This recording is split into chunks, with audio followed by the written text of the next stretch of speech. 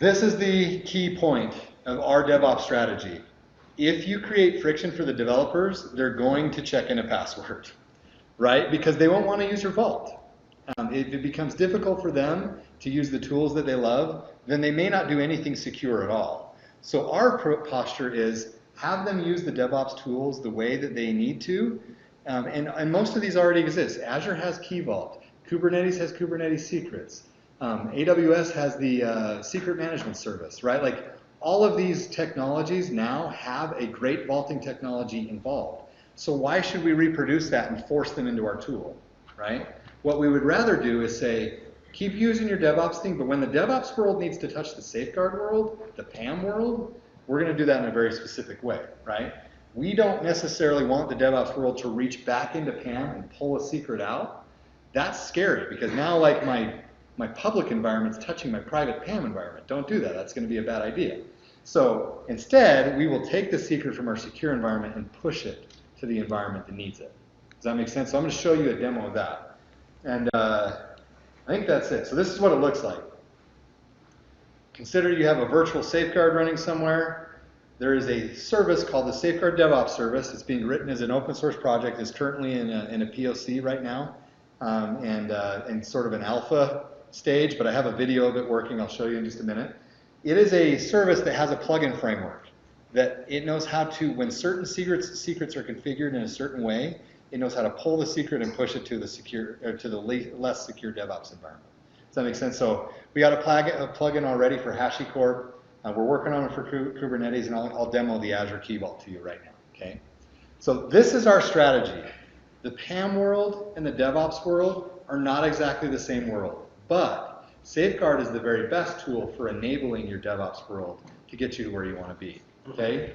There is we won't say, hey, no, you shouldn't do that. If you say, well, I want to just take a Safeguard vault, and I'm going to use the API, and I'm going to use it as my DevOps secret store. Go ahead, we can do it. Safeguard is flexible enough to do exactly that job. But I would also recommend that you keep that instance of Safeguard separate from your PAM instance of Safeguard, right? And that you push secrets between the two. Does that make sense?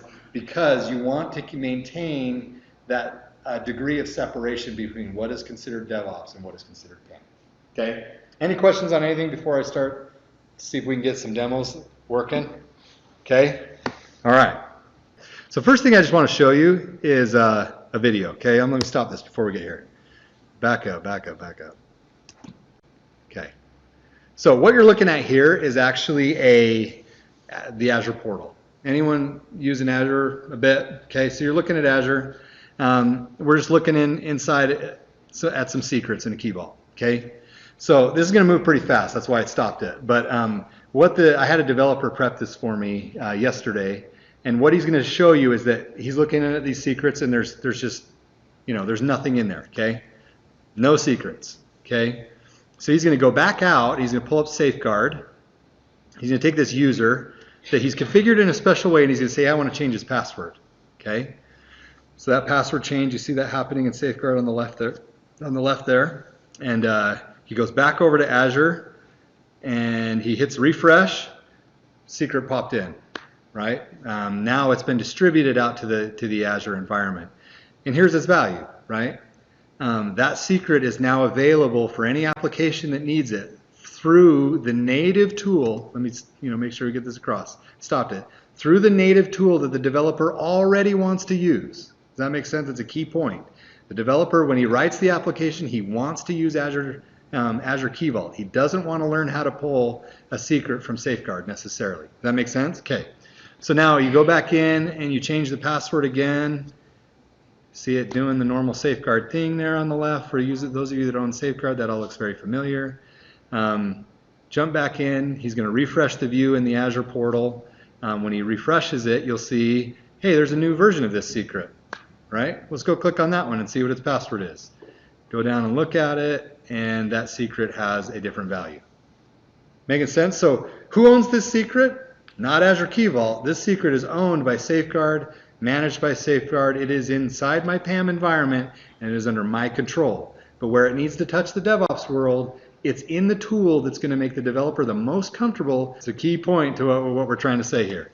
Okay, so Safeguard is is the tool that provides this type of flexibility to you. No copying and pasting, not moving things manually. It's whenever that secret needs to be changed by compliance requirements in the PAM environment, it changes.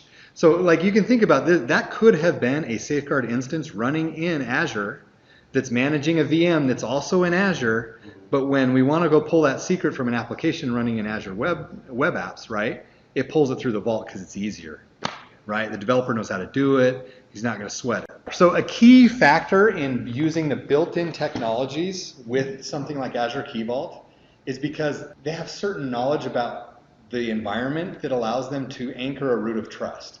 For example, if I want to be able to get a pull secret for pulling something from the Azure Key Vault, I can base that on the fact that I know which IP I started the VM to run under. Azure knows that this thing can talk to this thing, right? If you try to do that in another way, it's really difficult because you end up like in this scenario where it's like, well, I need a secret to pull a secret. Well, what's going to protect that secret? Well, maybe it's this secret, right? Like, you can chain secrets together forever, but eventually you run out, right? Like, you have to have a firm foundation to stand on, right? With Safeguard, that's actually the hardware in some cases that you stand on that says, because I know that these disk drives only run on this machine and that they're fully encrypted and that you can only boot in a certain way and bootstrap the application, that's my anchor of trust.